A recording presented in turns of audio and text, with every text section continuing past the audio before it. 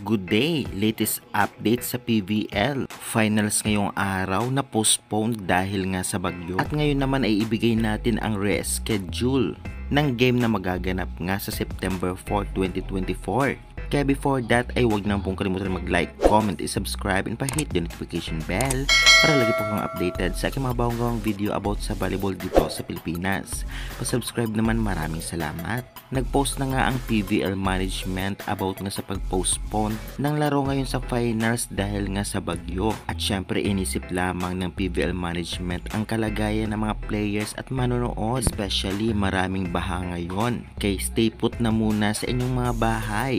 Kaya ngayon ibigay po natin ang reschedule ng game sa September 4, 2024. Narito po, PVL Final, September 4, 2024, Wednesday. Venue nito sa Smart Araneta Coliseum.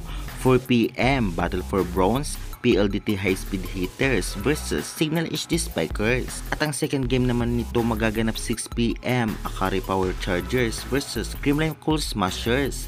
Battle for Gold. Again, ang venue nito ay sa Smart Araneta Coliseum. Saan ba ito mapapanood? Mapapanood po niyo ito sa cable, sa channel na One Sports or One Sports Plus.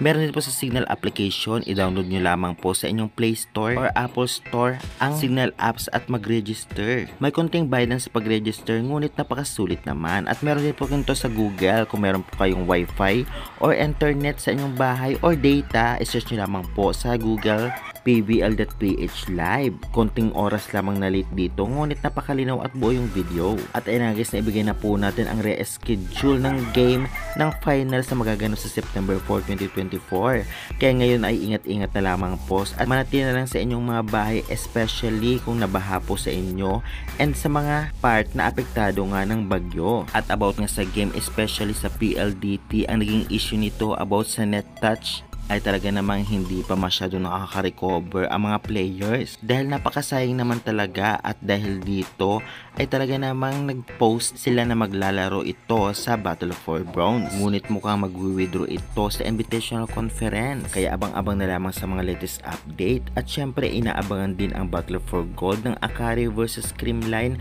na na-postpone gayon. Nabitin ba ang lahat? Marami nga ang nag-aabang ng finals na ito, especially Akari versus Creamline ngayon.